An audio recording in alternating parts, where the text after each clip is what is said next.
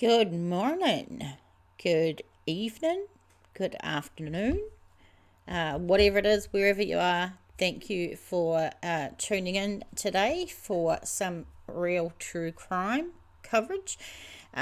Special hi to the replay crew. It means a lot if you can't be here for the lives, because I know this is a pretty action time on YouTube. There's a lot going on and a lot of live streams, so I appreciate that you come by on a replay. So that's awesome. Pam Smith, good morning, darling. Good to see you, always. Idaho, which is what the place we're looking at today. I had my pick, really. I wonder why my StreamYard's not working. I might have to restart it. I'm not sure, but that's okay. I had my pick of cases that I could do from Idaho. We've got, of course, the Idaho 4. We've got... my mind went blank. Laurie Vallow and Chad Daybell. We've got that coming up. The case is going to be really interesting. I'm going to follow that really closely. And then, of course, the cases that we're going to talk about today. Monkey Vaughan. That's a story that a lot of people are aware of. Oh, my co-host has just turned up. Hi. You ready to work? Or not? Yeah? Or you just going to sleep? Just had a feed. Pam said, yeah, some strange shit goes on in Idaho. So sad. Yeah, it is. And strange stuff does go on in Idaho for sure. For some reason, I can't show your comments online, which is real bloody annoying. Hey, Grandma. Yeah, Ronnie's late, but at least he's here today because, he hasn't been reliable lately. All right, one last thing, guys. I am 3 subs away from being at 2,500 subs. So give a girl a sub.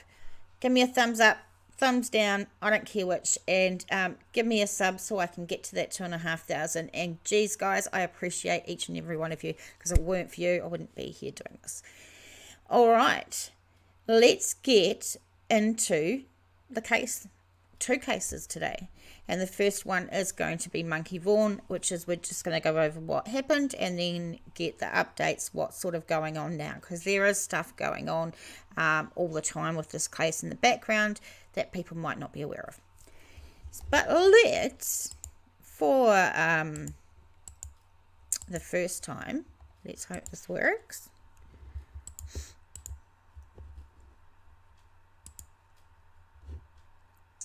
Okay.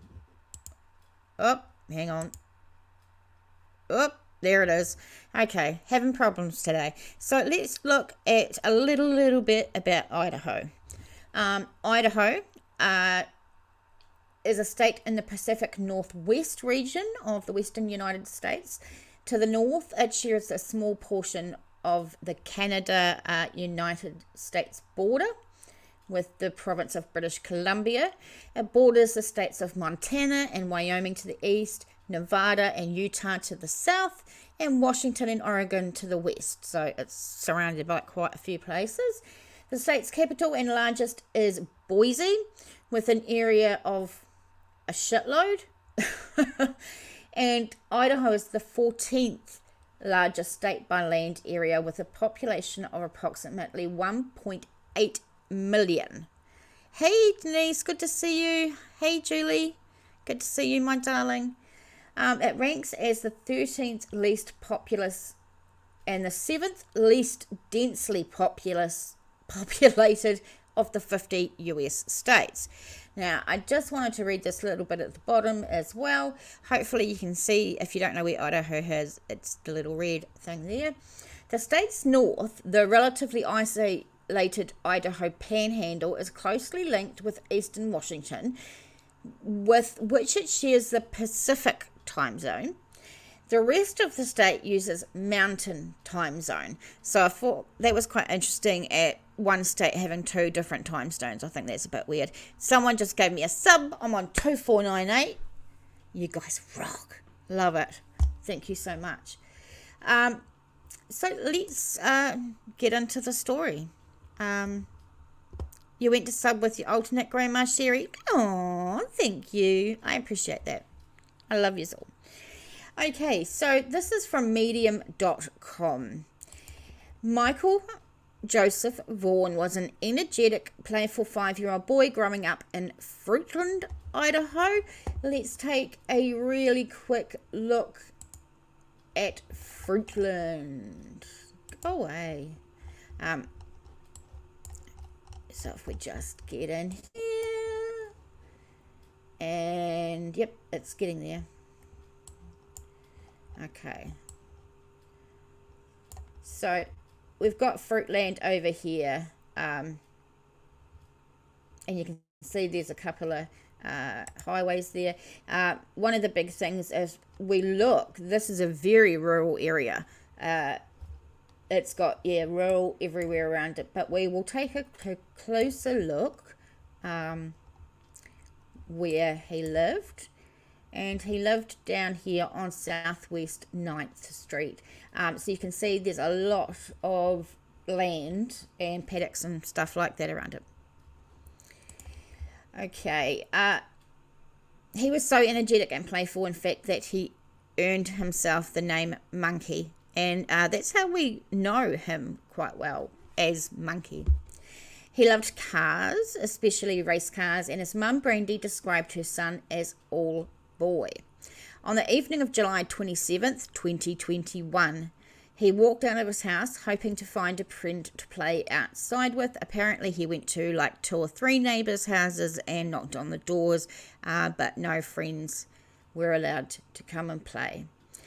Meanwhile, back at home, Brandy was ordering dinner for the family. She was unaware that Michael had slipped out the door, and Monkey has not been seen since. Hey, Wyoming, good to see you, love.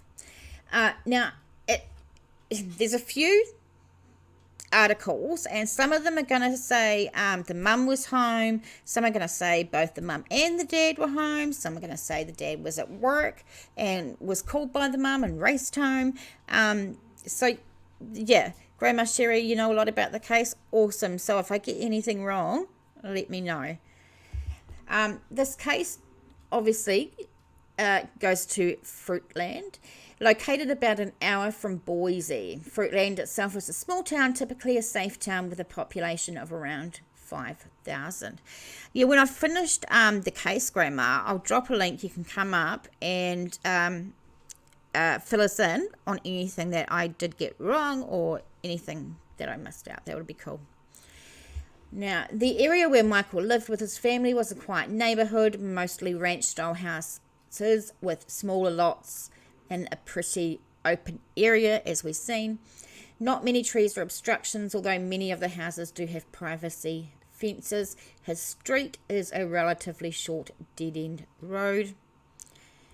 So Pam said Dad was home, changed baby and ordered pizza, and then I'm getting here that Mum was home. So, you know, hopefully at the end of it, Grandma Sherry can come up and let us know exactly the truth, you know what I mean? On the evening of July 27, 21, Brandy, Neil and her husband were discussing what to order for dinner around 6:30. Unbeknownst to them, 5-year-old Michael slipped out the garage door. Brandy didn't hear him leave his mum, and since their front door makes a lot of noise and would be more difficult for him to open, she knew he must have gone out the garage door. Again, he went to a couple of friends' places, knocking on the door, trying to find kids to play, but the kids weren't allowed to come out. Meanwhile, back at home, Brandy and her husband finally realised he was missing, started looking for him all over the house, the yard, and then finally the neighbourhood. And when they failed to turn up any sign of Michael anywhere, they called the FDP, the Fruitland Police Department. Authorities responded right away, but unfortunately were unable to put out an Amber Alert. Now, the state of Idaho as most states do in this circumstance, requires evidence of an abduction to put out a formal Amber Alert. They would put out a missing and endangered alert at 8:30 p.m, nearly 2 hours after Michael walked out of his home. Pam says this is used to me. Yeah, like I said, one article will say one thing and one will say the other, so it gets some things get a bit lost and a bit confusing. So I'm hoping as we go along, and with you guys' help, we can actually get the truth and the facts, Searches came out in droves, and eventually over a dozen agencies would become involved, including the FPD, the FBI, and state police and other departments. The Idaho Mountain Search and Rescue Team comes out with their trained canines to search. Investigators used drones to search, and what would end up being over 4,000 acres, which is a hell of a lot. The Snake River area was searched, as were nearby canals.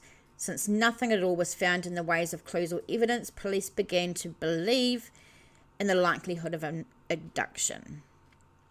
And this is, of course, the Minecraft t-shirt that he was wearing. Grandma says she worked with the family. Pam, you seen an interview with her. She was not there. Like I said, I'll get you girls up at the end and you can clarify anything that is wrong, because, I'm trying to rely on these places to tell the truth, which is not always the case. So this little blonde-haired, blue-eyed boy in his Minecraft t-shirt, boxer shorts and flip-flops had vanished. The mum insisted that no one she knew could be responsible, and during this time, Brandy and her family were hysterical, of course, and desperate to find Michael. The police stated that while nothing had been completely ruled out, the family has been extremely engaged and cooperative from the very beginning. Searches continue for Michael, and investigators start fielding hundreds of tips. The Chief of Police, J.D. Huff, said an investigator has been assigned to each and every lead that had come in. Most have turned up absolutely nothing, and the others are just inconclusive. Police were reviewing surveillance footage from homes near Michael's home that had any type of security cameras or ring doorbells, anything like that. While mostly everything appeared normal on the street around that time, the cops noticed a few things. Now, I haven't seen this next bit in other places, but you guys can fix me if this is wrong. So, while mostly everything, I said that at 6:47, a Honda Pilot drove down the street. Further investigation showed that no one on the street had a Honda Pilot or could identify who it belonged to. So they wanted to talk to this person, not because they believed they were a suspect or anything. They just thought they may have seen something. They haven't identified, that car. Investigators also spotted a Dodge Avenger driving by during the same time, and they haven't been able to locate them either. Police put information out over and over again. They just want to talk to these people to see if they might have been witnesses to something. They also seen a man walking to the drainage area behind some of the nearby homes. He has not been identified either, and police wanted to talk to him. So that's all the information I've used from this place. And remember, all the sources, all the links will be in the description box below. So if you want to go away and look at the places I've been reading or whatever, you can do so. Okay. So this one is idahonews.com. You can see his beautiful wave face there, and he's there with his mum. On December 1st, 2022, FPD Chief J.D. Huff believes Michael Vaughan is sadly deceased. Police have not found his remains but continue searching for them. Police believe 4 people are involved in his abduction. Sarah Wandra is in custody for failing to report a death to law enforcement. Her husband, Stacey, is also in custody on unrelated charges. And of course, that's Whoopi Goldberg. That's not the lady we're talking about. That's Whoopi. We know Whoopi. Police want to question at least 2 others about the case. Brandon Shurtleff of Kuna, Idaho, is believed to be in North Dakota. Adrian Lucian of Toledo, Ohio, is currently believed to be in Toledo but floats between California and Ohio. Police believe that these 2 have first-hand knowledge of Michael's abduction. Officers believe Michael was buried at the property on Red Wing Street and that his remains were moved to an unknown location. Hey, Autumn Falls, good to see you, darling. So if we go back to this map here, actually, this Red Wing Street is over here, and down here was obviously where Michael Monkey lived. So this is where they think he was buried in the yard somewhere for some time, and then his body has been removed. So we know he would be 6 years old, missing from July 27, 2021. Posters, flyers and news coverage have led to about 1,500 tips and dozens of people being interviewed. His mum, Brandy, made several public appeals for help and information regarding the disappearance of her son. I don't understand why that day was so different, she said in an interview. 1 minute he's here and people see him and the next he's just gone. Very, very sad. But this is something that comes out of his disappearance, which is kind of positive. On Wednesday, April 27th, 2022, Governor Brad Little signed a law that creates a new missing person alert statewide. It's known as Monkey's Law, the nickname of Michael, of course. The law establishes an emergency alert system that is parallel to the Amber Alert. So this is something real positive that comes out of this sad case. We know that people can't do an Amber Alert if there is not information that needed, you know what I mean? But now statewide, this system can alert people. So absolutely amazing. On Saturday, November 12th, 2022, FPD began searching the backyard of the residence near Michael's home. At the time, Chief Huff said there was a high probability of remains in the property. On November 14th, 2022, police arrested Sarah Wandra, who lived at the home that they were searching. She is accused of failing to report a death to the coroner. Now, what were we doing the other day when I was here? The case that we talked about on my last live stream, and that person got done for failing to report the missing child. And then we had Chad and Daybell that didn't report their children missing. So, yeah, something about Idaho. I don't know. On November 21st, a judge determined she is mentally unfit to proceed and postponed her court dates. It says here they were scheduled for December 23rd, but I know that that's actually been pushed back and now she won't be appearing till early May. So Sarah Wandra, the woman accused of failing to notify police of Michael's death, is being evaluated by the Idaho Department of Health and Welfare for competency to stand trial.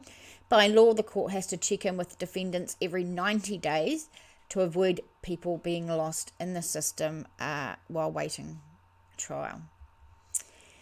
So her evaluation is ongoing. But yes, like I said, I think it's going to be pushed back to... Oh, Whoopi. Hi, Whoopi. Been a long time since I've seen you, Whoopi. Probably last time was Sister Act, Whoopi, which was a while ago, but really funny. So we're going to idahonews.com now. I'm sort of, I've got quite a few, and I'm trying to get new information with every article we get. Now, I'm going to play a little bit of this. I can't play a lot because of copyright. Please let me know if you can hear it. Michael Vaughan. He is the Fruitland boy who disappeared more than a year ago. Police now tell CBS 2 he's likely dead, though they don't have his body. And we followed their search for Michael every step of the way.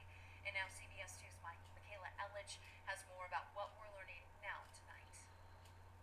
Well, police now believe 4 people are involved in the abduction of Michael Vaughan, and even more people know about what happened. After following more than 1,500 leads and digging up a yard for nearly a week, still no Michael Vaughan.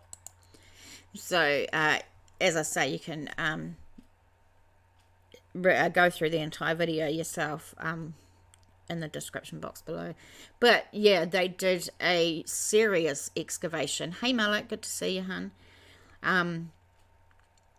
And obviously the police again believe that 4 people are involved who are in custody. And police are wanting to question those other 2 people, saying that they know more. Police say that the Wanderers was living at 1102 Red Wing Street in Fruitland at the time of Michael's disappearance. They believe Sarah and Stacey have first-hand knowledge of his abduction. Police say they received credible... Oh, did you not hear it? Oh, I'm sorry, but it's in the description box, so you can't hear it. Officers say they received credible information the remains of Michael could be found at the home on Red Wing Street. They obtained a search warrant for the residence along with the front and backyards, and the search warrant was served on November 11th last year. When entering the home, officers found Sarah and arrested her based on probable cause that she had knowledge of Michael's death. On November 12th, the FPD, joined by the Idaho State Police, Idaho Mountain Search and Rescue, Fruitland Fire Department, and the Fruitland Public Works Department, began excavating on the backyard of the home. That process, like rescue and mountain states detection dogs, deployed multiple certified human remain detection canines on the property. And that was a hard thing to say, but all of those dogs alerted to the presence of human remains on that property.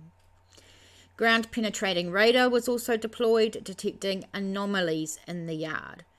Crews completed the excavation process 4 feet deep and removed over 250 yards of dirt. I don't know how much that is, but it sounds like a whole lot. Prior to filling the yard back in, crews sifted the dirt for any potential remains, but they did not find monkeys' remains. They strongly believe, however, that based on the evidence, Michael was abducted and is deceased, and that his remains were buried on this property and later removed. It said police were searching a neighbouring home on Friday, and that they have received more than 1,500 tips at this stage. Now, I'm running out of words today. The words are just not coming to me. There's information down the bottom here of if you have any information regarding Michael Monkey disappearance and presumed deceased, they're in the description box below. So let's go to idahopress.com. Now, I just wanted to talk a little bit more about that bill that passed because of Monkey, because it's really, really important. Autumn says, I'm still confused as to how that woman is related to Michael. Did she know the family? From what I've read, no, the family did not know each other at all. Denise says it took 2 years, 2 months, and 22 days for my case, even though they had arrested that night. Yeah, that's a long time, eh? It takes far too long. Absolutely. So, when 5-year-old Monkey went missing from Fruitland in July, authorities did not issue an Amber Alert. Nearly 8 months later, he still hadn't been found. now pending Idaho Senate legislation, is working to develop an alert that would help if a similar instance takes place again. When Brandy Neal, Vaughan's mum, heard that the thing was moving through the legislature, she said she was in tears. She said, "I want everyone to contact their representatives to pass the bill, because if this happened to one of your babies, one of your family members," she said. The bill passed the House 46-18 with no debate.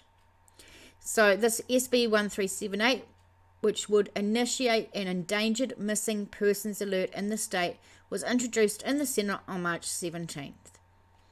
As Lee stood on the Senate floor that day, she described the shock community went through when Vaughan went missing from his neighbourhood. She said, "It shook our community, and I think it shook our state.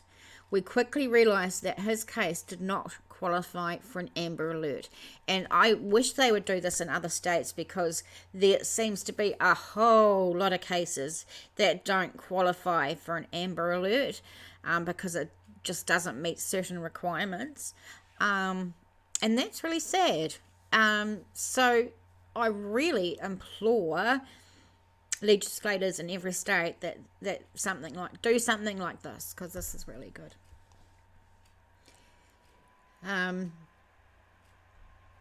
So they're just saying Harry went missing. His scent was traced by police dogs to the end of the street. Then it stopped, apparently. In the followed months, community members supportive of the family rallied on social media for a cell phone alert of some kind that would have immediately notified the public of Monkey's disappearance.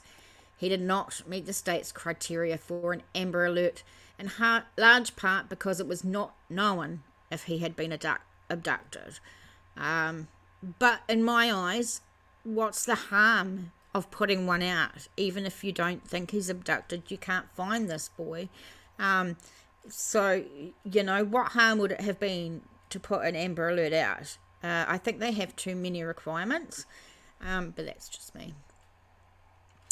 The mum said the Amber Alert would have greatly helped Michael's case, and it had hindered the ability to find him.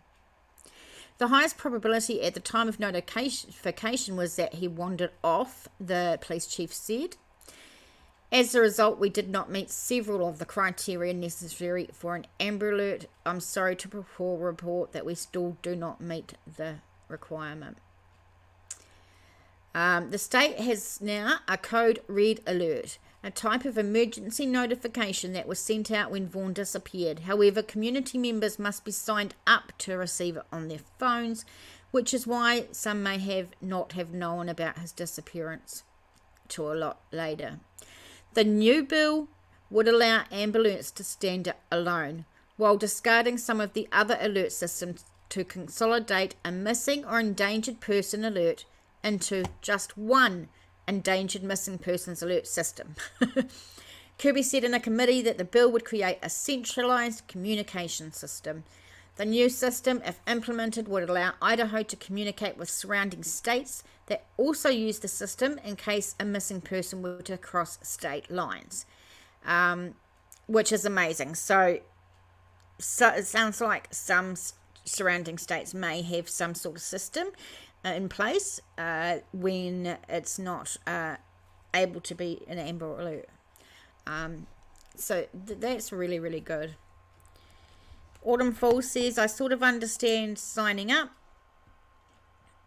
Every time there's an Amber Alert or any sort of emergency alert, people flock to Twitter and 911 to complain about them. That's sad, right? That's really sad. Denise says, I think they just need to put it out right away. Absolutely. In the case of a 5-year-old kid, I think they need to put it out right away. Absolutely. This bill will also include those with dementia or Alzheimer's, domestic violence survivors and victims, missing Indigenous people, those with developmental disabilities, human traffic survivors and victims. No one testified against the bill, so it went to the governor for signature. So indeed, Michael's story is extremely sad, but at least something positive did come out of it, which, sometimes you just got to take the small wins, right? I need 2 more subs to get to 2,500. So if you're watching and you haven't subbed, hit the subscribe button. That would be great.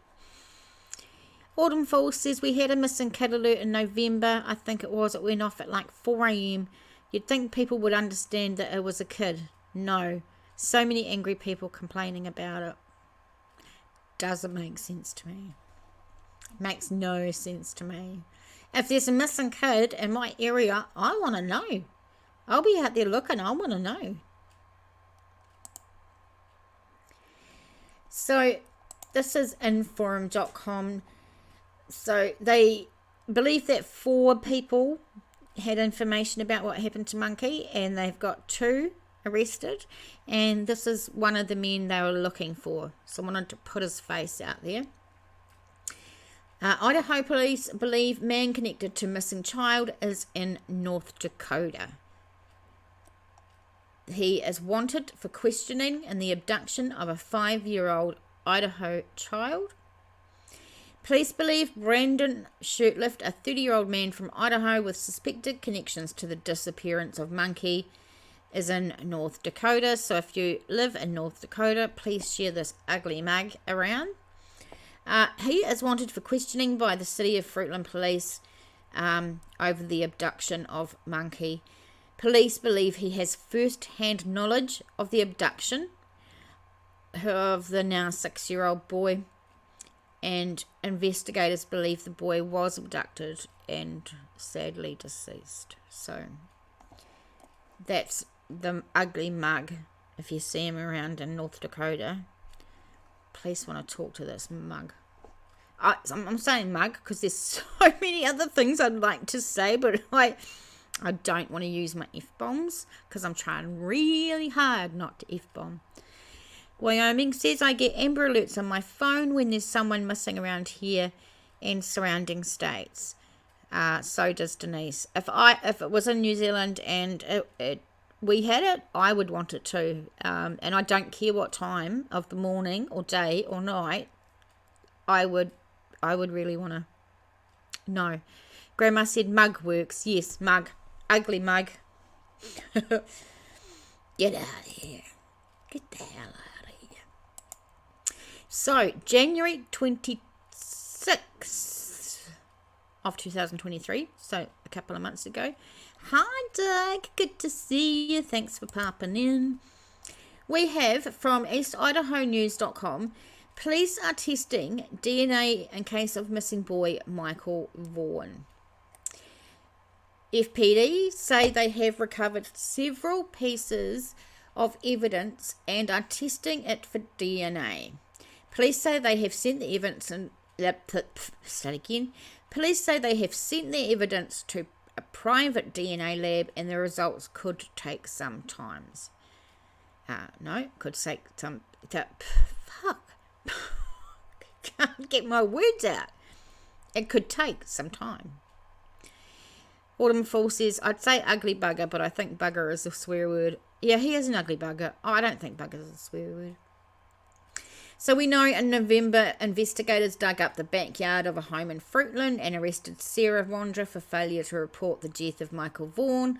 After searching the backyard and the home, police said they found no human remains, but believe Michael was possibly killed, buried, and later relocated. Officers are also following up on new information received as a result of the last press conference, where FPD identified 3 other people who lived at the home during the time of the disappearance. Police have since talked with all 3 of them, which includes Sarah's husband, Stacey, who is currently in Washington City jail on charges of unlawful possession of a firearm by a felon. Sarah Wandra is expected back in court next month, so May, I presume. I've heard, and she has been in custody of the Idaho Department of Health and Welfare to restore competency before having a preliminary hearing. No other charges have been filed in the case. You know what really gets me is I just don't know how they put it together. How did they put it together that these people around the corner down the line are the ones responsible for his disappearance and death? How did they link it to them? I don't find that information. I don't. Grandma, you might know a bit more.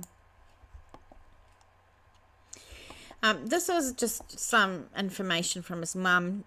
She's talking about him, of course.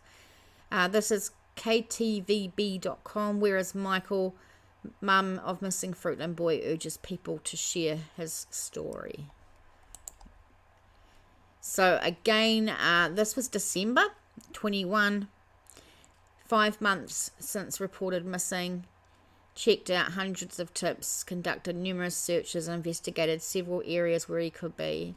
But she says, we always put the Christmas tree up as a family and decorate it together. It's always something we do, she said. Talking with the other kids a day before yesterday, we weren't going to put it up this year.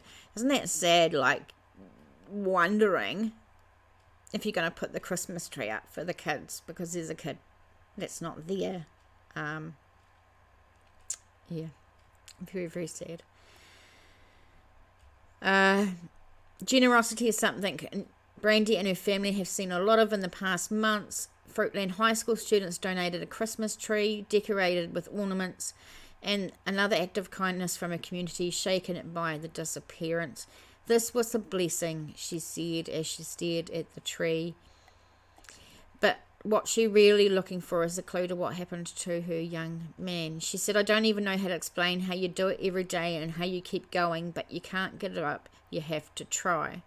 I can't imagine what that's like, having to live and carry on, because life doesn't stop, right? You got to keep going. Yeah. Then it says she was at work on July 27 while the father was watching the kids. Tyler left the room. Michael was in for a brief moment and returned. He was gone and said he couldn't find Michael, and she got a phone call at work. He was screaming. I could hear the fear in his voice. I froze at the moment, and my co-worker saw me and said, like, go home. She ran, grabbed her purse and drove as far.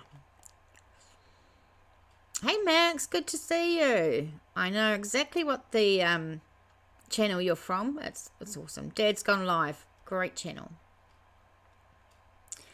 She said, it's a blur because it was all so much. There were people still searching out in the fields at 4 o'clock in the morning. Community members. We didn't leave the outside for months. She described Michael as friendly and curious boy. She said he rarely wandered off outside by himself. Nearly every time he would go in the front yard, he would be accompanied by a parent or one of his siblings. The few times Michael did venture off by himself, it would never be further than the end of the street. She said the feeling was he may have wandered, but I didn't believe that. She believed that he was abducted. And she said about how he goes by the name Monkey. Even in those few moments she's enjoying time with the family or watching her older kids' activities at school, she feels guilt. She said there were some jokes made and I got very emotional. She said she shared a recent memory with her family. She said, my beautiful daughter said, Mama, it's okay not to live in sadness all the time. And she was right. Yeah, very, very, yeah, crazy. And then it says down here, police were also still wanting to talk to the driver of the white Honda Pilot seen leaving the area, and also looking to identify a man with dark hair wearing a white t-shirt and black shorts seen walking in the area at the same time. These people aren't considered suspects, but they could have information and could have seen it. Autumn Falls said, you remember? Yes, and we have 4 members now because old Pam Smith became a member. So 4 members. I am extremely proud. Absolutely. Still need 2 more subs to get to 2,500. I need those subs. Just 2. Just 2. Anybody. Maybe on the replay crew. We'll see. This one is heytvb.com. He's out there. It's not fair. You've watched us the past 545 days and you haven't said a damn word. We have to wait. And I think this is anger and frustration with the time it's taking. And we can definitely understand that. Brandy says, wiping away her tears, she moved to make another attempt. She's like, pleading for her now 6-year-old to come home. She said, please keep sharing his beautiful smile, beautiful face. He's out there somewhere and we need him home. Please don't forget about him. A week before, on the first ring to schedule an interview in order to keep Michael's face in the news, things had gone quiet for the last few days.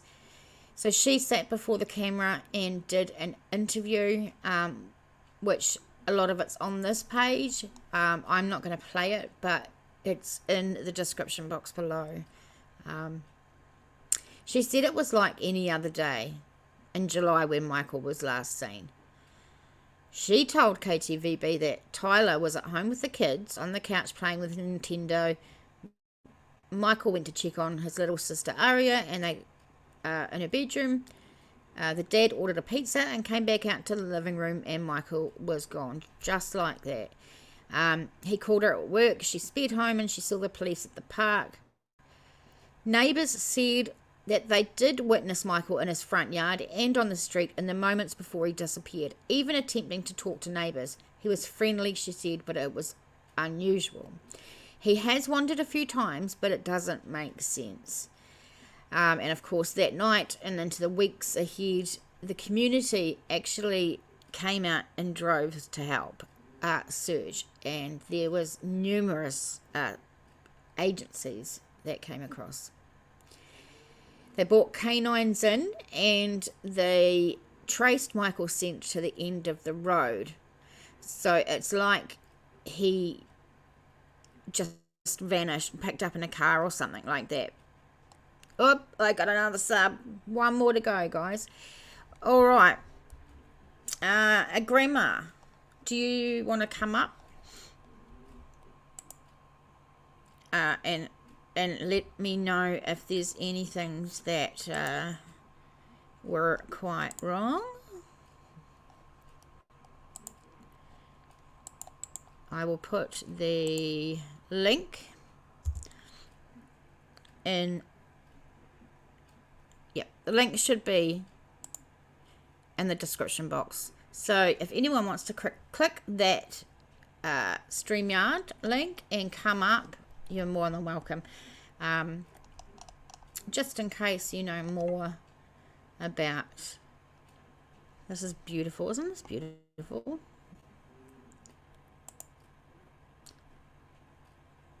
Hi. Hi, Grandma. Good to see you, darling. How are you?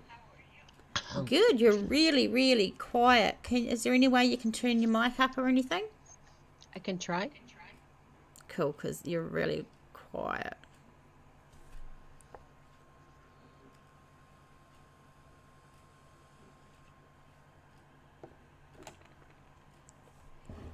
So, Grandma, you said that you worked with the family? Yeah. That's better. How did you know them? Well, I hear an echo. Do you? Yeah. Have you still got me playing on YouTube as well? No. Oh, okay, that's weird. I don't hear any echo at all. Okay. Maybe you could go down and come back up. I don't know, but I don't hear any echo. Yeah, I'll do that. Hang on. Yeah, I'll put my earphones in.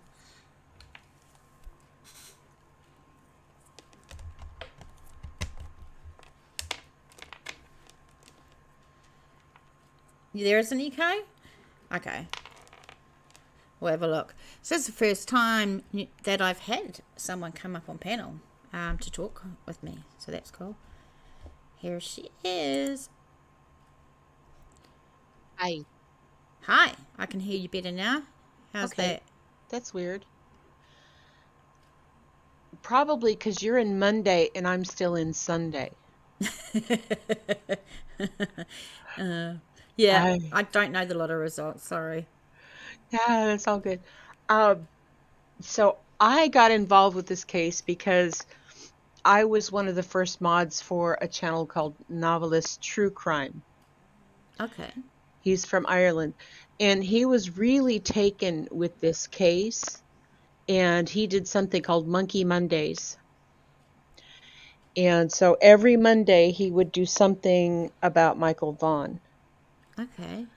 And he's actually the person that built and supports the website called findmichaelvaughan.com. Yeah. Yeah. So that's how I kind of got all involved with this stuff. So it's kind of been a nightmare and a roller coaster the entire time. It's been 600 days now that Michael's been Wow. missing. Yeah. Yes, we count. We count Isn't the that sad? days. It is. But so most of the articles that you went through, because it was quite extensive, thank you. I really appreciate that.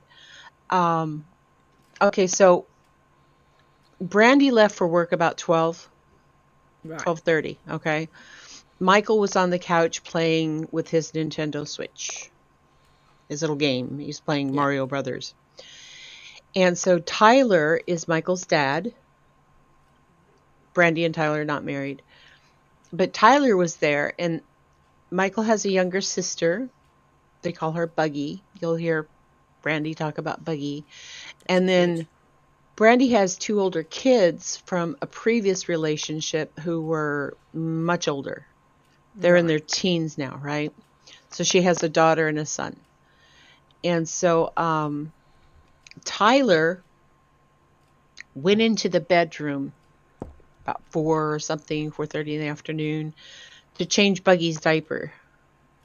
Right. And then he was ordering pizza, came back out to the living room, and there's no Michael. So, of course, they did the looking around thing. He called Brandy at work. She just started working there like a week or two before and said, hey, he's missing. So, she runs home.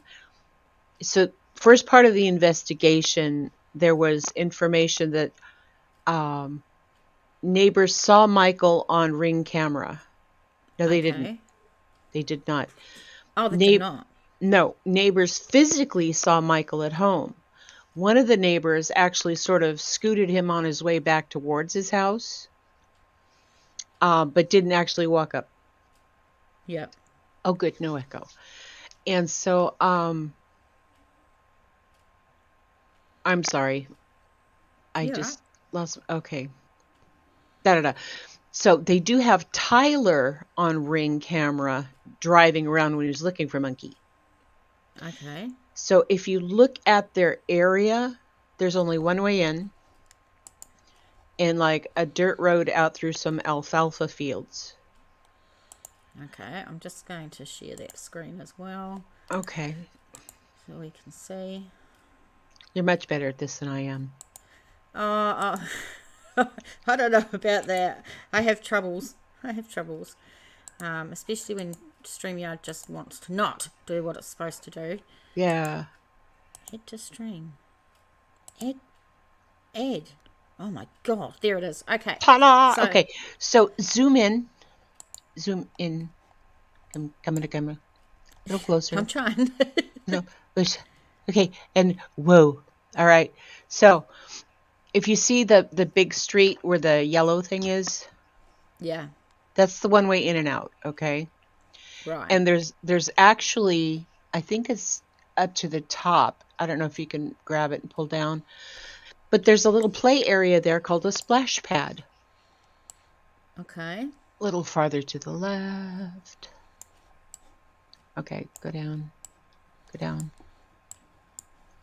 No, you're going up. Go down. I thought you said I was better than this. This No, I'm place? sorry. No, Okay, it's we've lost that back place. down. Yeah, but it's right around the entrance, and there, the little blue circle thing. It's a little Lucid or fountain something? area. It's a play park for Okay, the kids to go. And gotcha. so the last time Michael got out, that's where he was headed, was to the splash pad is what they call it. And Oh, so so that, he's got out before and done a runner. yeah, it wasn't a big thing. He wasn't like a constantly running kid, but he is very intelligent. Very, very intelligent.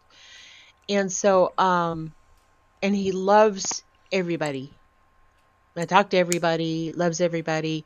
There's a neighbor right around the corner that had like new puppies Yeah. and that he'd seen before. And so they checked all the normal places, right? Then they called the police. Police came out. They brought the search dogs. Of course, the first thing they do is search the house, right?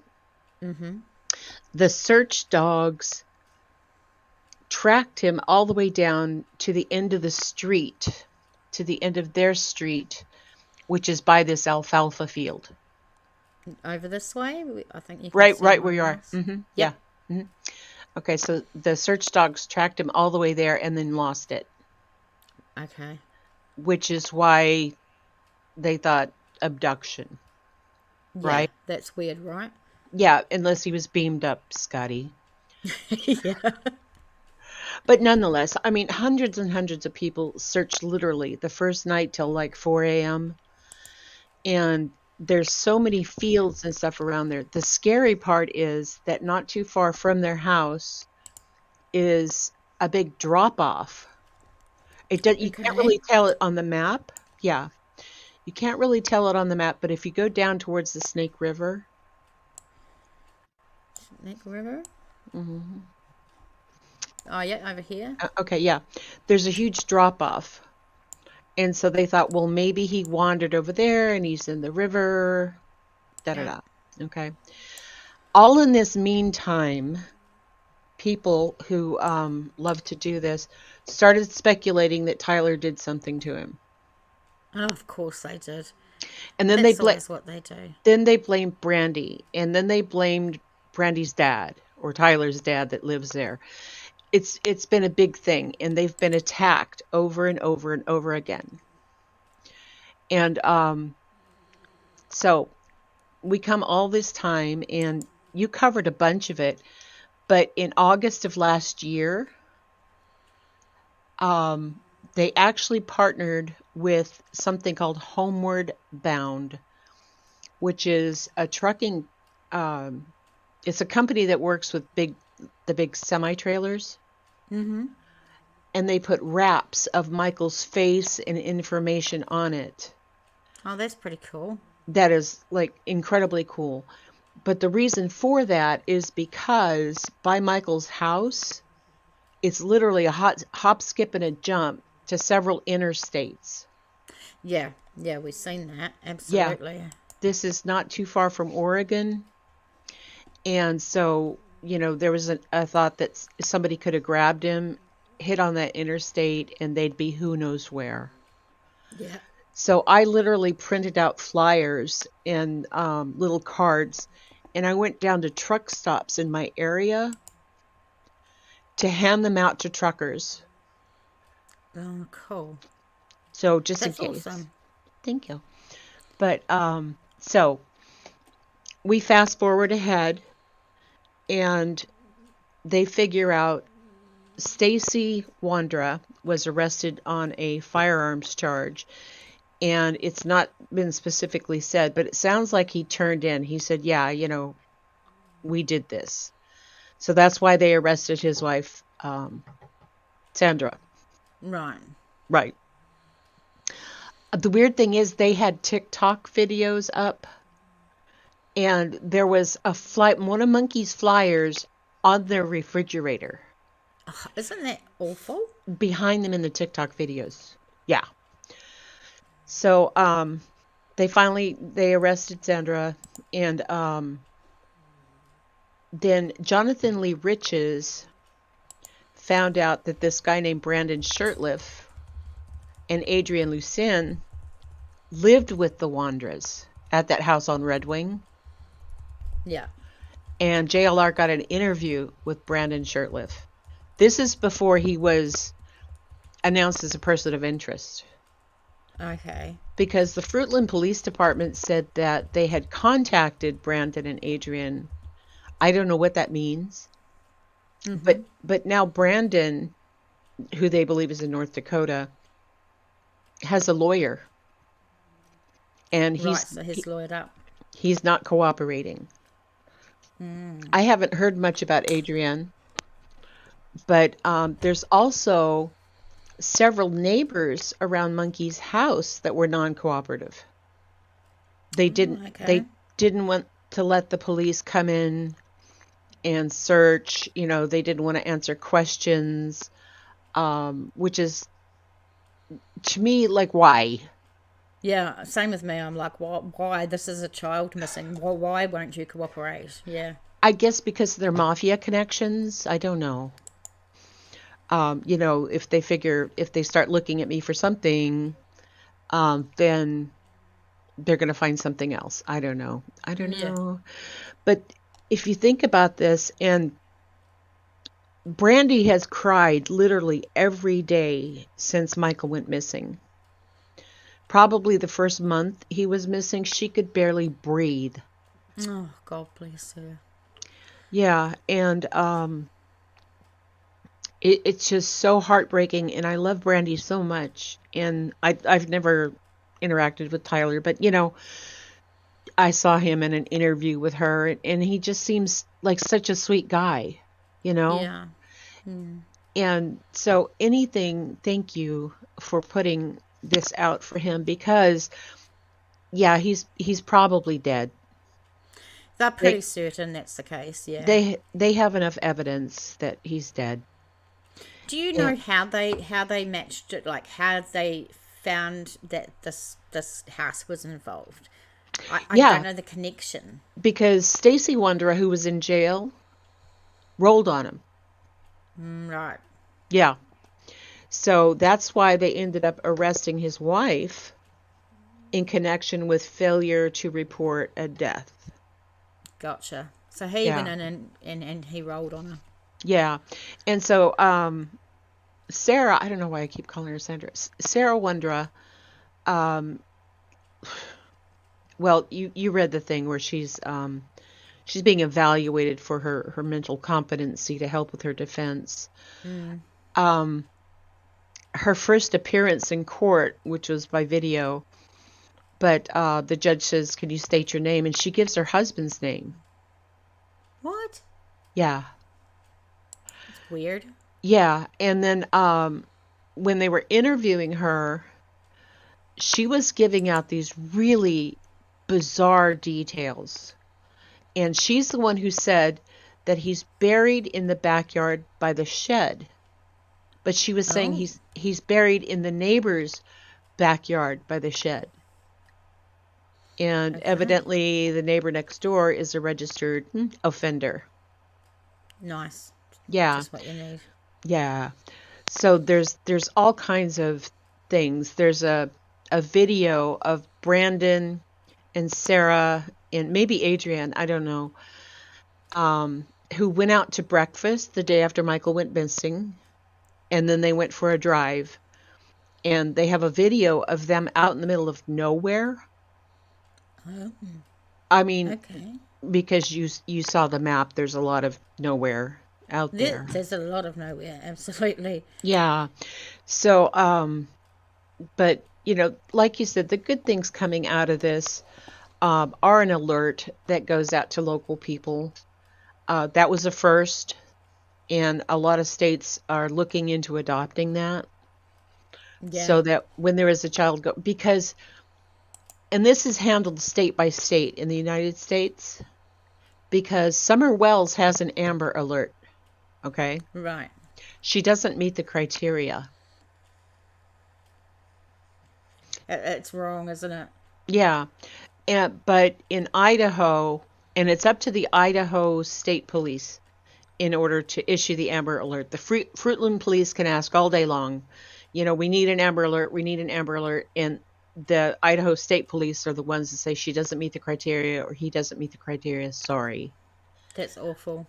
It is. I guess they're afraid, and heard this conversation a lot, that people will get desensitized, like Wyoming was saying, or was it Autumn?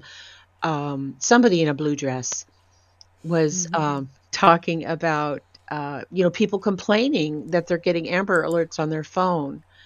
And they just don't want it to be where if there's a child that's called in missing, that it's automatically sent out, broadcast wise, because they might be asleep up in the treehouse, you know, Yeah. that Yeah. kind of thing. So it's a It's a hard balance, isn't thing. it? It really is. It's a balance thing, because there's always people. Um, yes, Denise, Brandy deserves to know answers and get justice. But here's the thing, you guys, I want to leave you with, and thank you for letting me hop up, by the way, Of course, honey.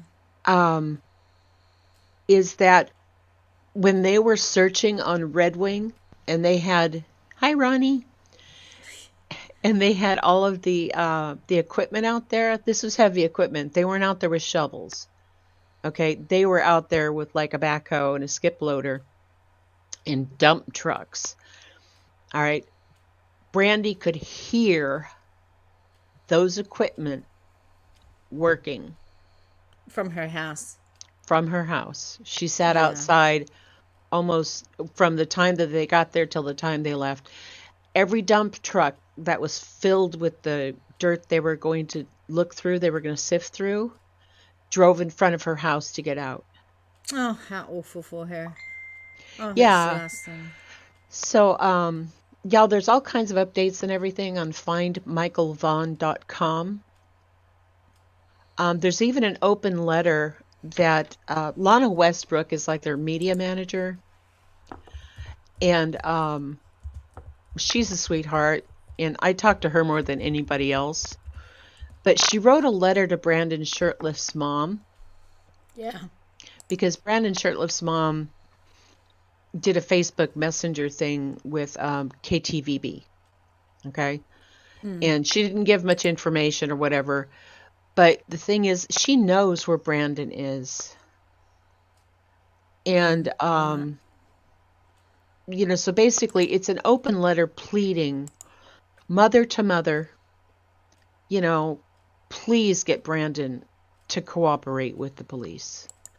Please let us find Michael. Please let us give some closure and rest to him and his family, I can't bring up that findmichaelvaughan.com because StreamYard's just been a prick and won't let me. But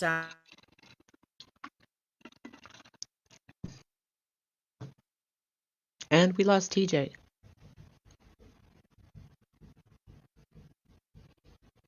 And it's the Grandma Sherry show. Woo! Oh my goodness.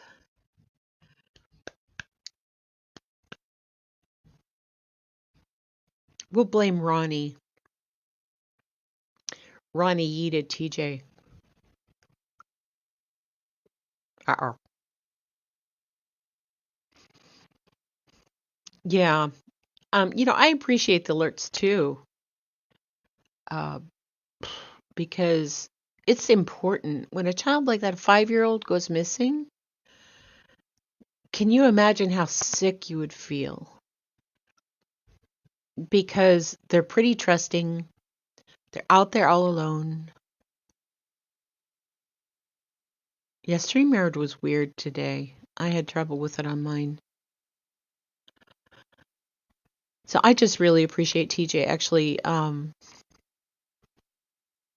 covering this and keeping it alive and keeping it out there.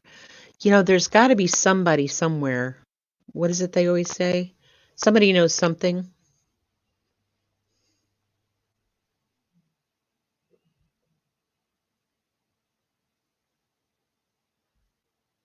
I was kind of hoping TJ would come back.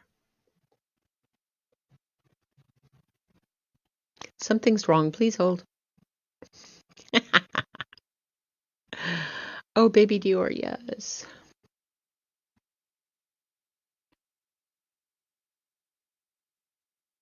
Does that anybody in here have like alternate accounts or other Google YouTube accounts, like with a different email address? Because as soon as you have Google and you have an @gmail.com address or whatever, you automatically have a YouTube channel. Did everybody know that? Yes, yes, everybody has a channel. And so if you sign up in YouTube with your other Google or Gmail account number, it makes an alternate account. That's why you hear people in chat saying, for some of the, okay, yeah. So Steph B, yes. So TJ needs like 1 or 2 more subs before she reaches 2.5. And so if you guys could go into your alts and then come back here and subscribe, we can get her up to that 2.5. Because that's what I did. By the way, if you ever see a chat that says Randy Andy, that's me. That's my alt account. Shh, don't tell anybody.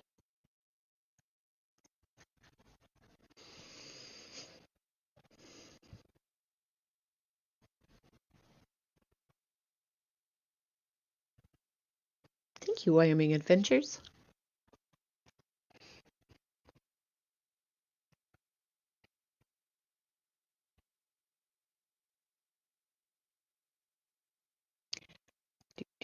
I'm the host now. Oh, there she's at 2.5. Thank you, guys. Woohoo! Thank you, thank you.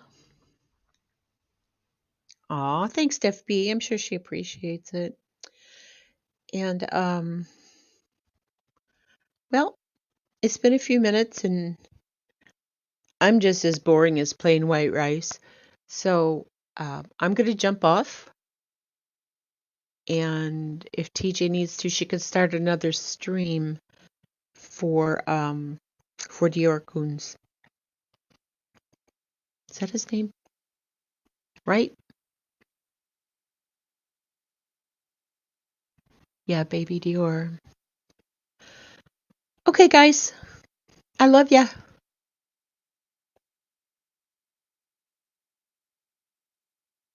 Yeah, she's still not back. Okay, bye.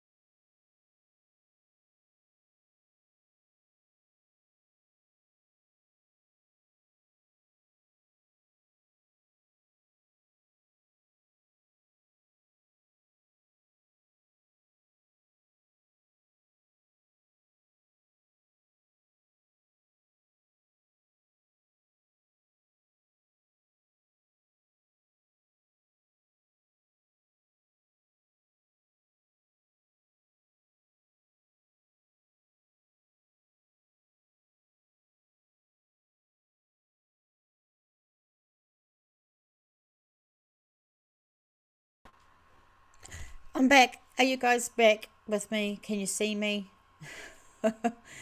I'm so sorry. I don't know what went on.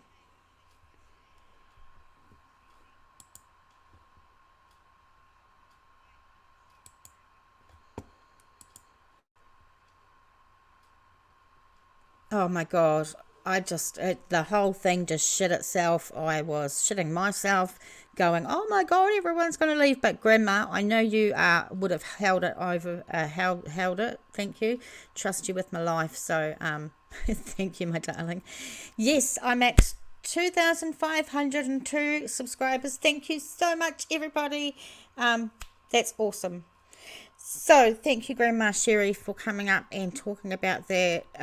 It's awesome, and maybe another time we can get you up here. I love having a panel and having a bit of a discussion on the channel. I think that's really cool. Steph B said, meanwhile, we all subbed up with our other YouTube names while you were gone. You guys rock.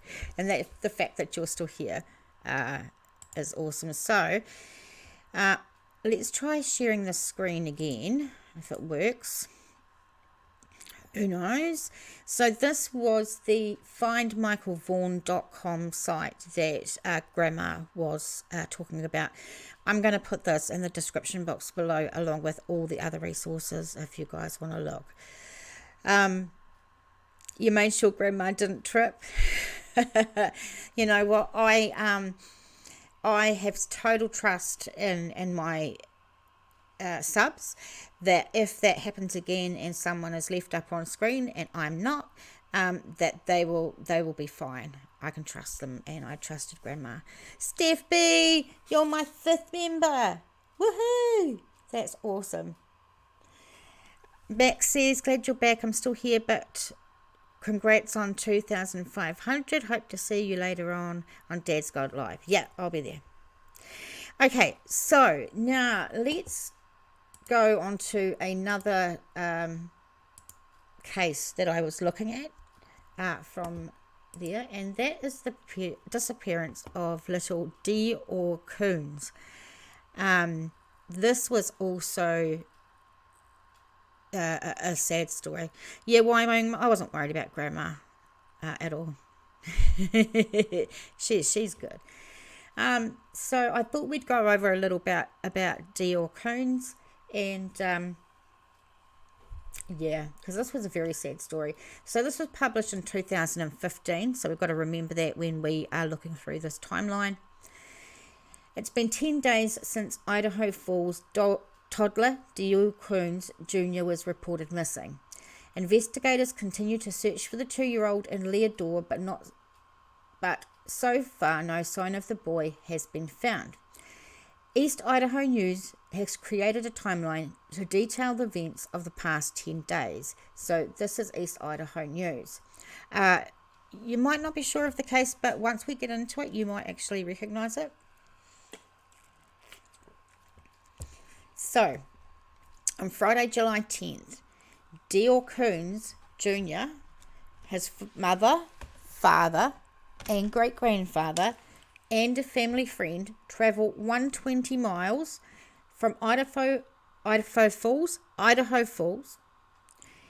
to Timber Creek Campground in Deorr. So, if we go over here to this map with this big red dot, and we get in properly, this is sort of where the Timber Creek Campground is, and you can see in a minute that it's just a lot of rural stuff.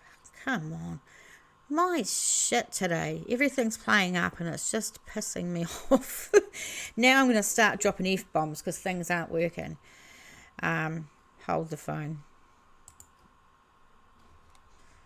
Oh, frick off then, just frick off. Cool, Denise. Thanks for listening, darling.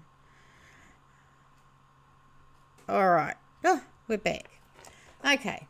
The campsite is remote and takes around 2.5 hours to drive to from Idaho Falls. At 2:28 p.m, Deorr's mum, Jessica, calls 911 and reports that her son is missing. Search crews arrive and begin to look for the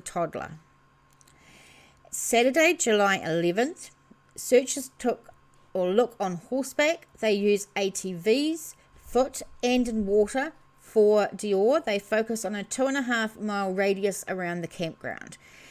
One area of concern is a creek about 15 yards away from the campsite. The area is searched numerous times, but of course Deorr is not found.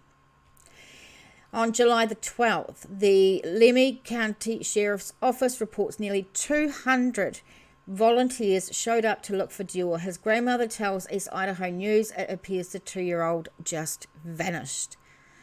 And it's crazy when people just vanish. Crazy.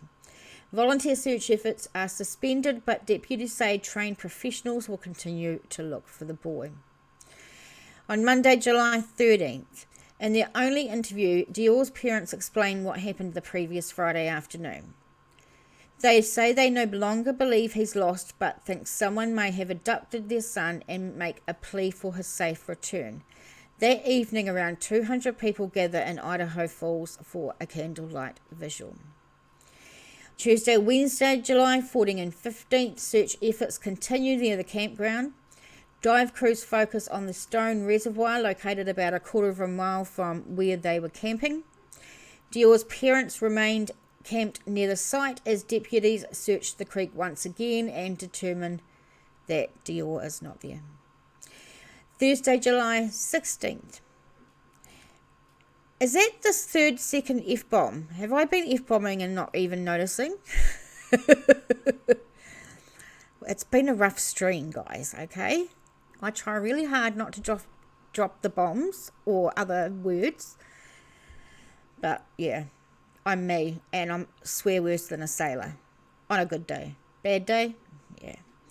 So on Thursday, July 16th, a representative from the National Centre for Missing and Exploited Children arrives in Deorr. The Sheriff, Lindy Bauman, posts an update on Facebook clarifying remarks on the search. National media are now covering the story, including the Nancy Grace show. And I think that a lot of people have differing opinions on Nancy Grace. I'm personally not a fan, but I know she does some good work, and I know that she has a lot of fans. Just not me. Friday, July 17th, the Bonneville County Sheriff's dive team is called in to help search the reservoir. Divers use a sonar robot to assist in foggy waters. Crews on horseback return to the hills near the campground. Saturday, July 18th, it's Deorr's father's birthday. And can you imagine, live chat reminder, guys, instead of top chat. Thumbs up, thumbs down. Yeah, it's his birthday. He spends the day camped yards away from where his son disappeared. Search efforts continue. Sunday, July 19th. It's been 10 days since Deorr was last seen. Crews have scoured the Riverstone Reservoir and Creek. Investigators release few new details, and Deorr's family remains desperate for answers. Up to this point, no evidence has been found to suggest where the 2-year-old would be. I'm going to just pause and take a look at a couple of your comments because I haven't been able to put them on screen, so I'm just going to go backwards and have a wee look at some of them. Wyoming said, that's good. Justice, I'm so glad you're doing something because frick off. Justice for Deorr. I have faith Deorr will be found. Awesome. Keep that faith, honey. Keep that faith. Wyoming says he really needs to be found, so there's closure. Absolutely. Even if he's not found alive, at least if remains are found, they can bring them home and bury him with the family in the way they want it done. Very, very sad.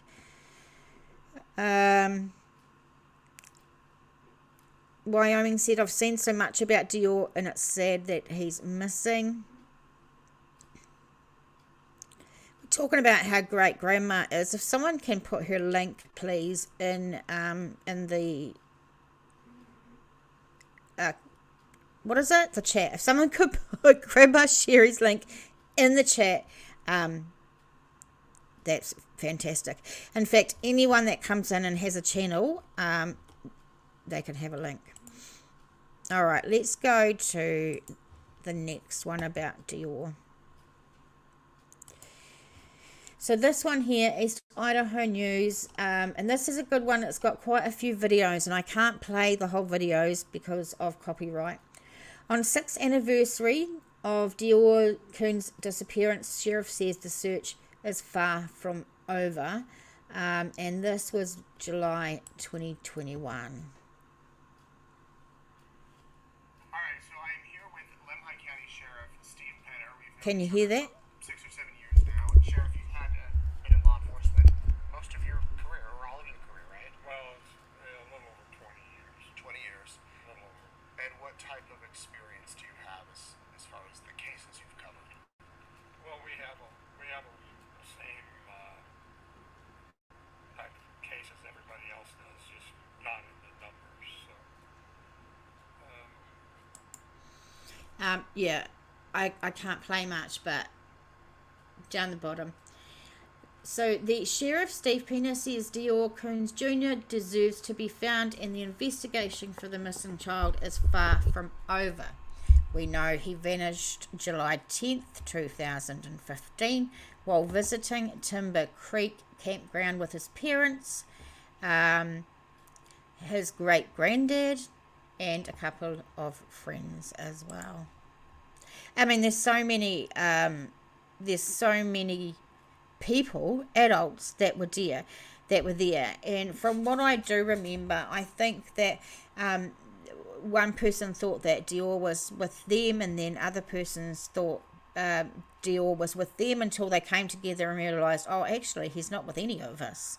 I think he was staying with the granddad while the others were going fishing or something like that, and he just up and vanished. There has been no sign of him, and nobody has been charged in connection to his disappearance. The parents were named suspects in January 2016 by the sheriff, but they have never been arrested or charged. The parents have claimed from the beginning that they do not know what happened to their son. Publicly, the case has been relatively quiet over the past couple of years, but Penner says investigators are working behind the scene.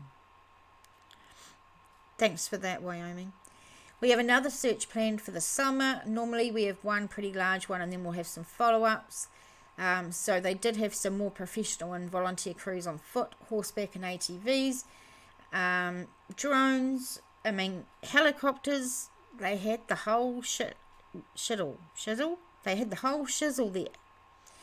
3 private investigators have conducted their own investigations into the case, but no solid evidence on Deorr's whereabouts has been produced. So, I'm putting on my tin hat, and I'm thinking about aliens, because I don't understand how people can just vanish out of nowhere, and never seen again, and there's just no evidence or anything of anything. I just don't understand. He said, I don't know what happened. Was he abducted? Was he a victim of some kind of foul play? Or was it some kind of a nature take? And by that I mean he could have slipped out there and we just haven't found him. He said it could be all 3 of those. Or any 3 of those. Any one of those 3, I'm trying to say. Trina Clegg, Deorr's grandma, says their family remains hopeful that Deorr will be found.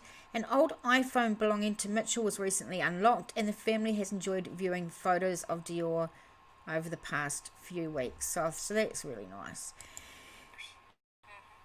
And sadly, we've met under circumstances.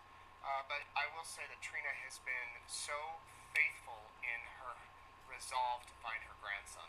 She is the grandson of this adorable little boy behind us, Deorr Kunz, who disappeared almost 6 years ago next week, 2 weeks from now. Yep, the 10th of July. And of course, the monitor just went off, but that's okay. We'll keep talking. So, for those of you that have been following the case, just a quick recap. It was 2015, July, when Deorr went camping with his mother and the father and his great-grandpa, Trina's father, and a friend of great-grandpa named Isaac. So that might be another great interview that you guys might want to look at. We've been sharing these videos back and forth. They're just priceless because there are several pictures that we'd forgotten about. We will do everything we can until the day we all die to find him. We've lost 2 grandpas through all this, and we thought when grandpas get up to heaven, maybe we'll get an answer, but we still...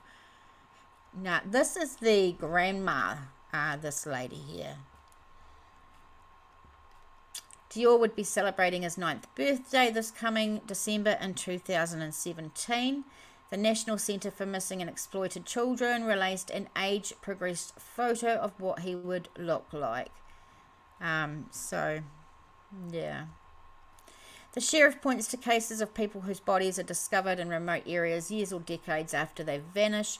He's hoping it won't take that long to find Deorr, but he is determined to keep working until he does. We have not given up. He's a little boy that's missing. He was lost, and when someone's lost, you look for them. Now, this is actually the parents. So that's going to be very interesting. I'm not sure what day it is today. Friday at about 2:26 is when I was it 2:26? 2:36 is when she called, and I was in the truck hauling down to the road to try and get service because I didn't think one bar would get it.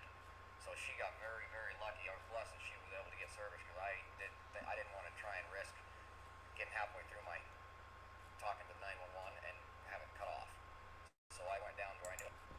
So this is a good page. Of course, it's in the bottom, and there's you got an interview with the sheriff, you got interview with grandma, and you've got an interview with the parents, which is pretty cool. So there's not much of anything that I found more than this. So if you guys in the chat know a bit more, let me know. You remember this case now, Shauna? Hi, darling. Justice for baby Deorr. Do you have any information? Do you want to come on channel Justice for baby Deorr and give us some more information? You're welcome to. His parents know what happened, you think? Wyoming, speaking of that, David Pilatus did a video about it.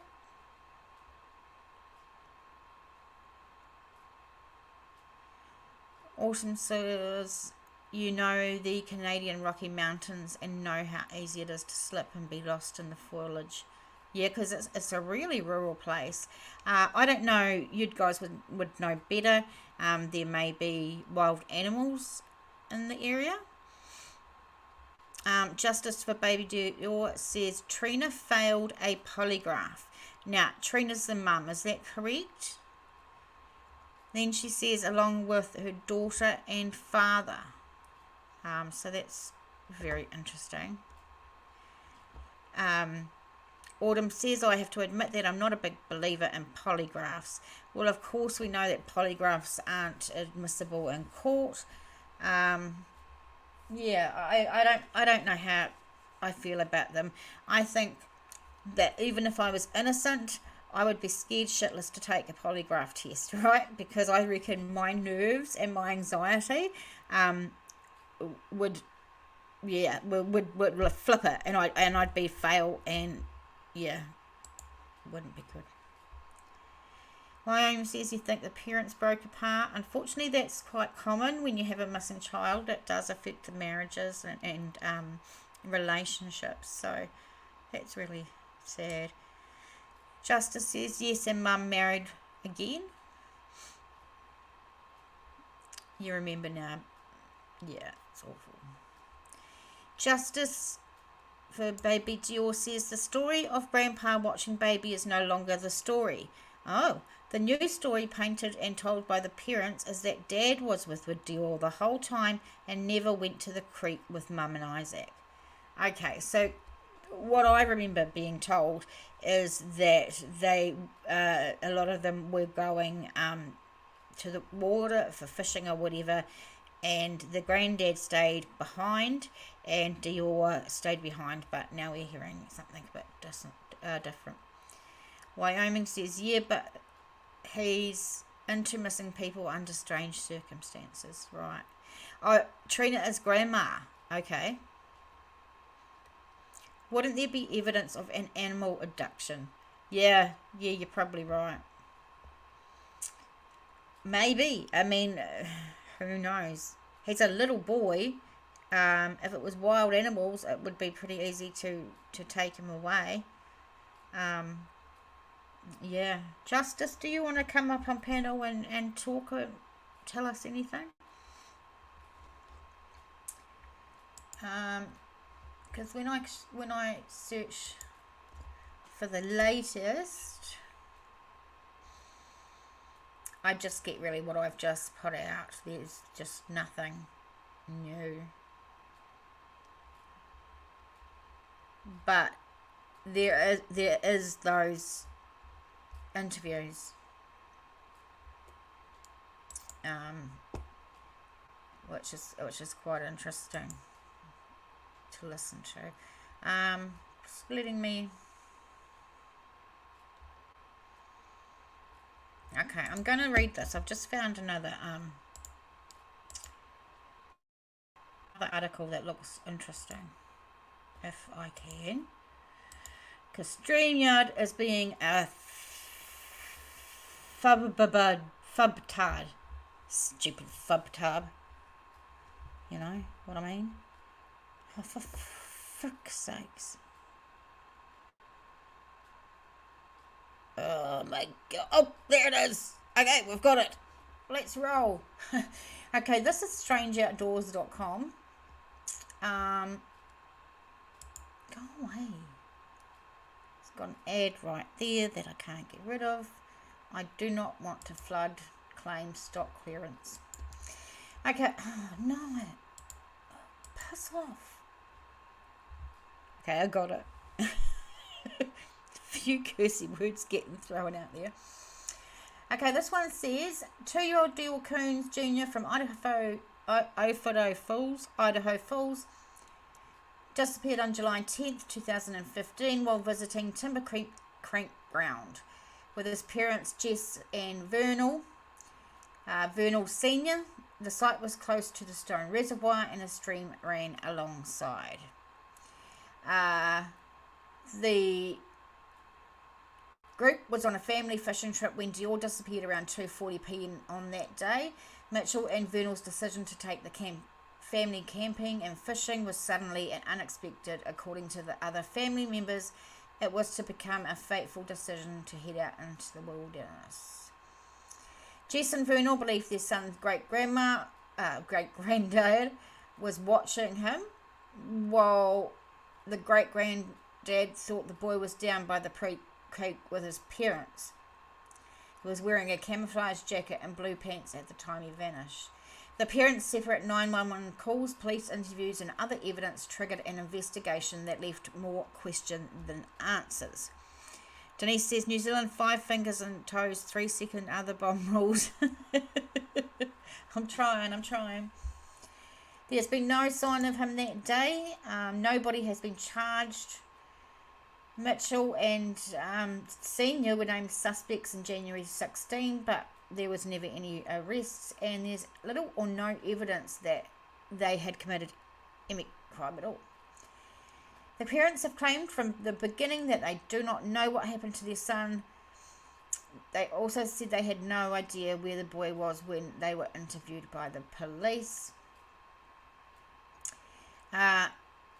Investigators announced that a bone had been found at the campsite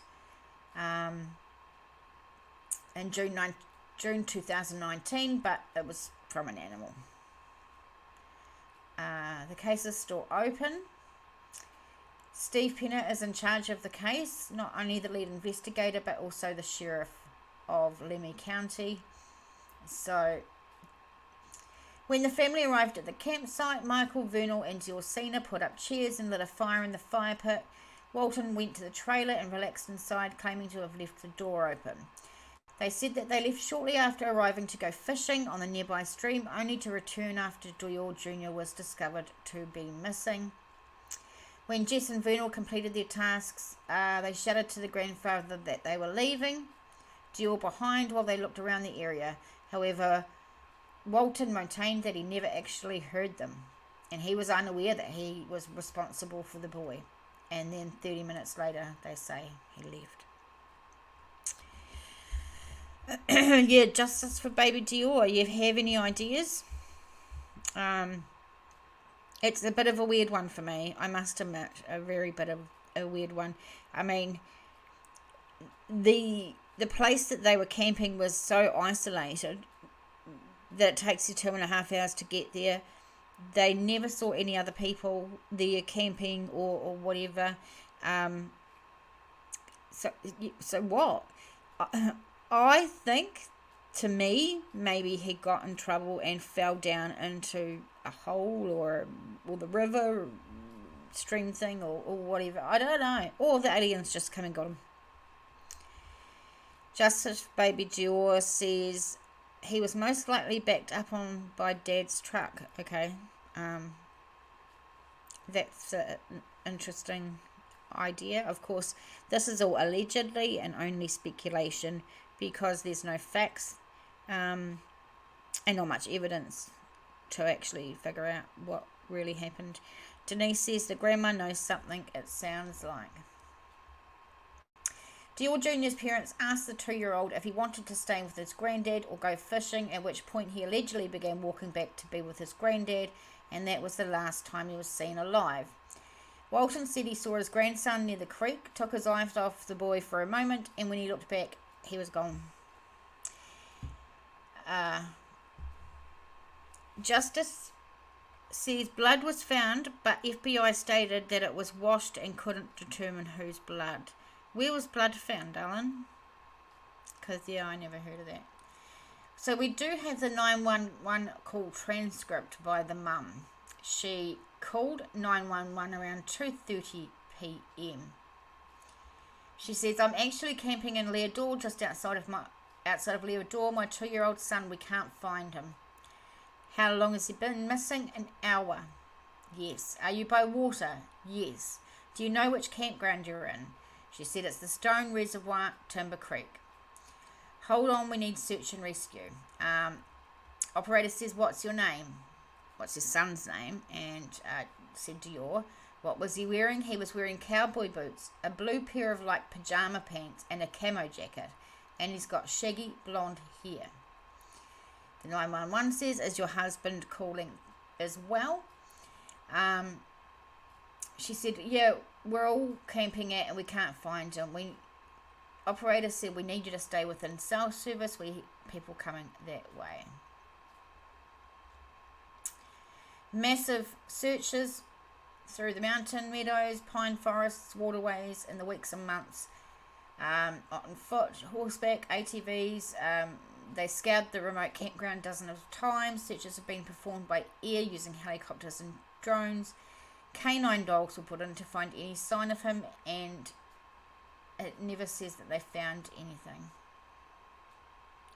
The group travelled 40 minutes down the highway to arrive at the stage shop that had done earlier. So I'll put this in the description box as well.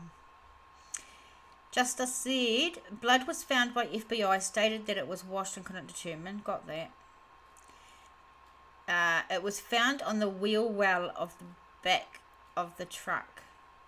Okay, that's very interesting.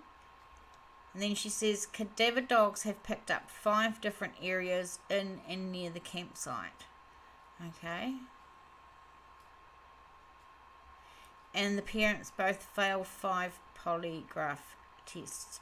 Unless you can show me evidence of all that, then we're just speculation and alleging, because no one's been arrested or charged.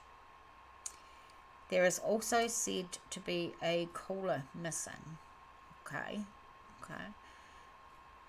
Twice they went to the store then before that. Yes, they went to the store before they came back and decided to go fishing.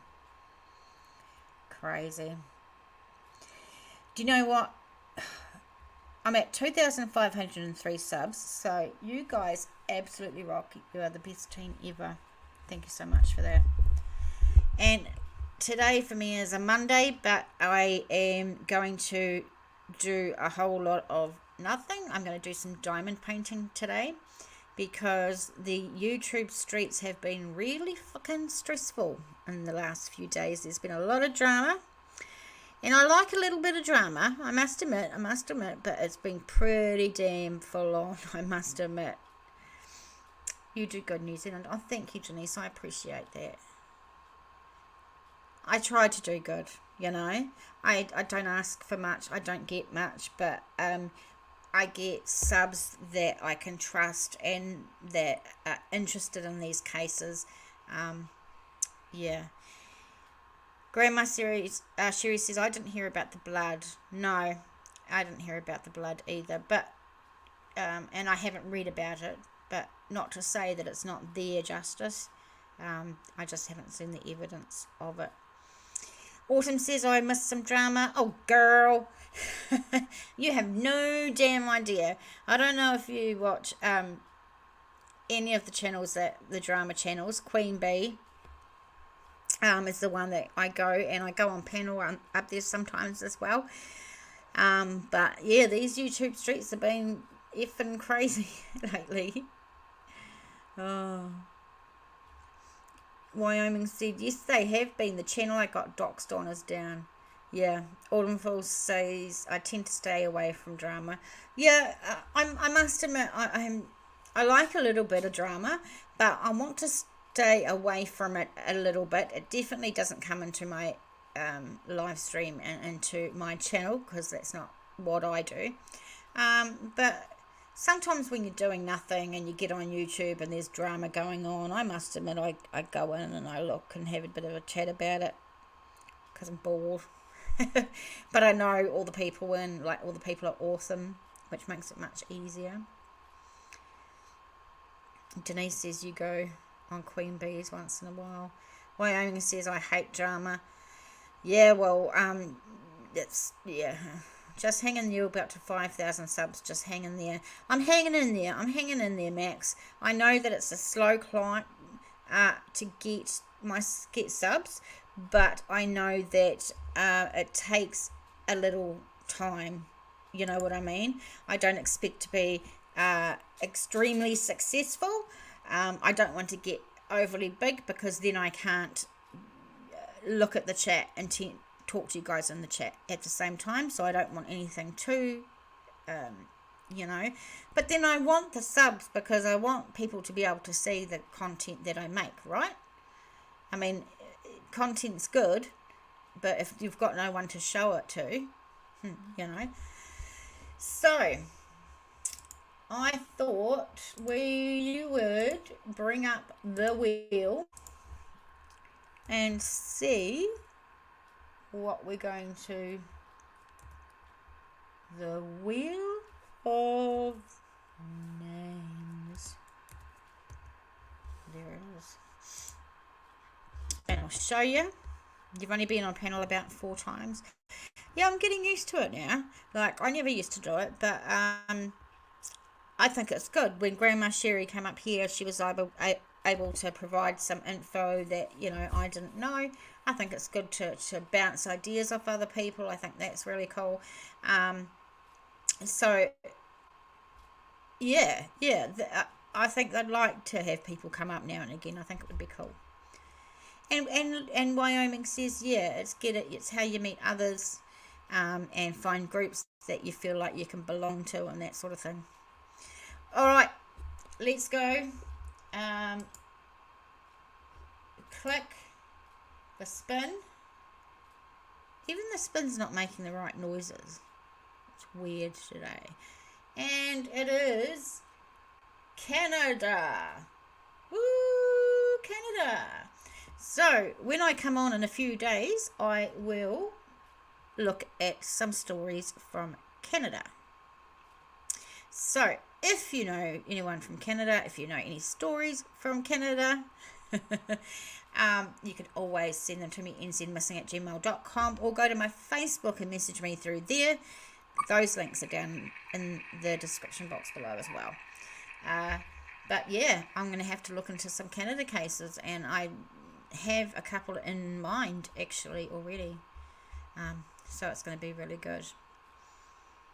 Apart from that, I haven't got much left to say. What are you doing for the rest of the day or the evening?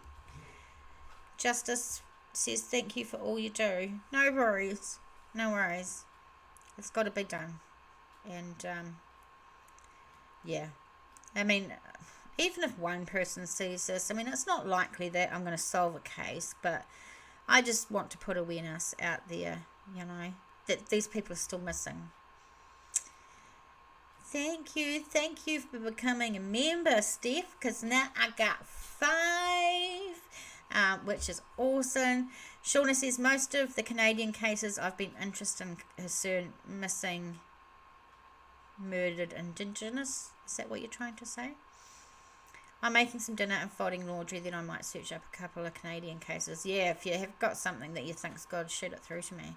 I'm going to rest today. I'm going to do some of my diamond paintings, just to stay off YouTube for a little bit, and yeah, rest. Alright, my darlings, I'm going to leave. Thank you so much for being here and for covering those cases. I'll see you in a couple of days. We'll look at some Canada cases, and yeah, I just love you guys. You're amazing. So thank you so much for all your support. Thank you, Grandma Sherry, for holding the fort while things went a bit pear-shaped.